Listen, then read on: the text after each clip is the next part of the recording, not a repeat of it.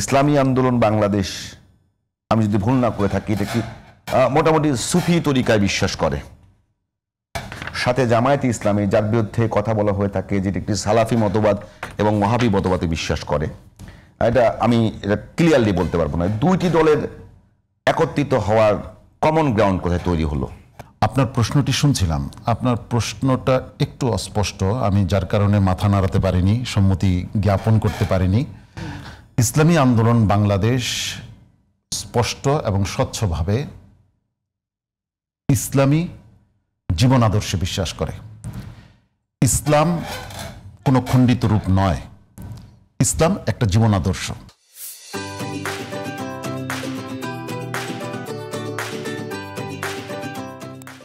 রাসূল করিম সাল্লাল্লাহু আলাইহি ওয়াসাল্লামের মাধ্যমে আল্লাহর প্রেরিত বিধান, রাসূলের জীবন আদর্শ এবং সাহাবায়ে কেরামের অনুসৃত পথ, সবাই তাই দাবি করে। হ্যাঁ, এটাই হচ্ছে ইসলাম। কিন্তু তারপরেও আমি বিভিন্ন পার্টিশন নাই। আমি আসছি এখন আকীদাগত পার্থক্য নাই, আমি আসছি সেই জায়গায়। ইসলাম একটা বড় জিনিস, আমার জীবনের প্রতিটা অধ্যায় সম্পর্কে ইসলামের জীবন দর্শন আছে। এখন দেখুন যে কেউ হয়তো ইসলামের শুধু রাষ্ট্রীয় জীবন আদর্শ যেটা বা রাষ্ট্রীয় ব্যবস্থা যেটা, এটা নিয়ে চর্চা করে, এটা তার কাজ, সেই দলের কাজ। ব্যক্তিগত জীবন, পারিবারিক জীবন বা সামাজিক জীবনের বিষয়টা তার ইন্ডিভিজুয়াল দায়িত্ব।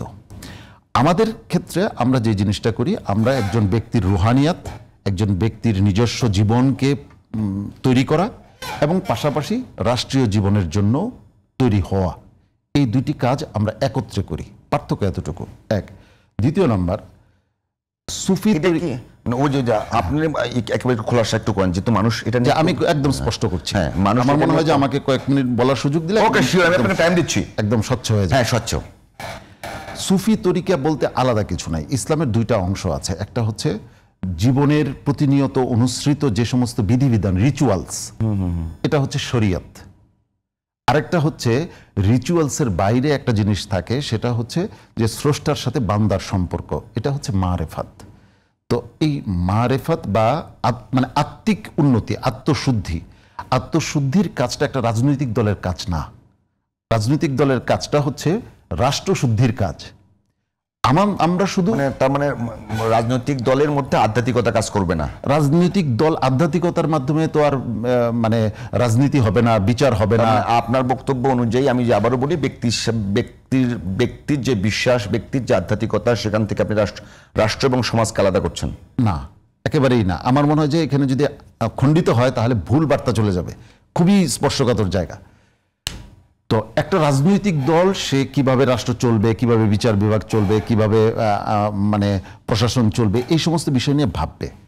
কিন্তু আমরা যেটা মনে করি, সেখানে সততা, যারা এই কাজটা করবেন, সততা এবং সত্যনিষ্ঠতা কিংবা যারা এই কাজটা কাজ করবে না, সেখানে আমি সেটাই বলতে চাচ্ছি, আমাকে বলার সুযোগ দেন প্লিজ। যারা এই কাজটা করবে তাদের মধ্যে যদি সেই স্বচ্ছতা না আসে, সেই আধ্যাত্মিকতা না আসে, তাহলে অন্য আরেকটা রাজনৈতিক দলের সাথে এর কোনো ফারাক থাকবে না। সে লোভ লালসায় ডুবে থাকবে, সে চুরি করবে, সে ডাকাতি করবে, সে লুট করবে জনগণের সম্পদ, যদি তার ভেতরে সে আল্লাহর সাথে সম্পর্কটা তৈরি না হয়। এই জন্য ইসলামী আন্দোলন বাংলাদেশের একটা আলাদা অধ্যায়, সেটা হচ্ছে ব্যক্তি জীবনে সে কিভাবে আল্লাহ এবং আল্লাহ রাসূলের সাথে সম্পর্ক তৈরি করবে, ইসলামের সাথে সম্পর্ক তৈরি করবে, তার একটা পূর্ণাঙ্গ ব্যবস্থাপনা ইসলামী আন্দোলন বাংলাদেশে আছে। আমি আশা করি বিষয়টা বোঝাতে পেরেছি। আরেকটা বললেন যে জামাতে ইসলামী সালাফি ঘরানার, এটা কিন্তু জামাতের কাছ থেকে আমরা শুনি না যে তারা সালাফি ঘরানার বা কোনো বিশেষ ঘরানার এই দাবি করতে।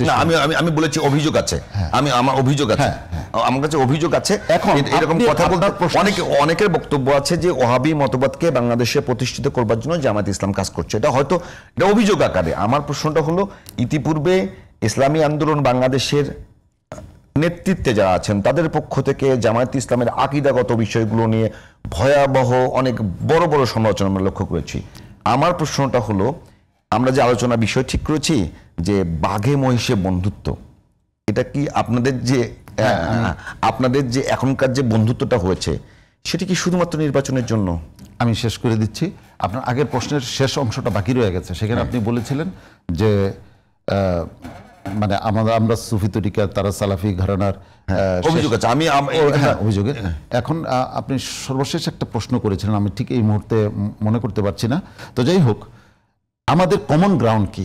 কমন গ্রাউন্ড কি? ইয়েস, আমাদের কমন গ্রাউন্ডের জায়গাটা হলো যে আমাদের পার্থক্য অবশ্যই আছে, আগে যা ছিল এখনো তাই আছে, কিন্তু আমরা একটা কমন গ্রাউন্ড চিন্তা করলাম যে তারাও চান রাষ্ট্রে ইসলামী অনুশাসন প্রতিষ্ঠিত হোক, আমরাও চাই ইসলামী অনুশাসন প্রতিষ্ঠিত হোক। এই জায়গায় অন্তত আমরা একমত।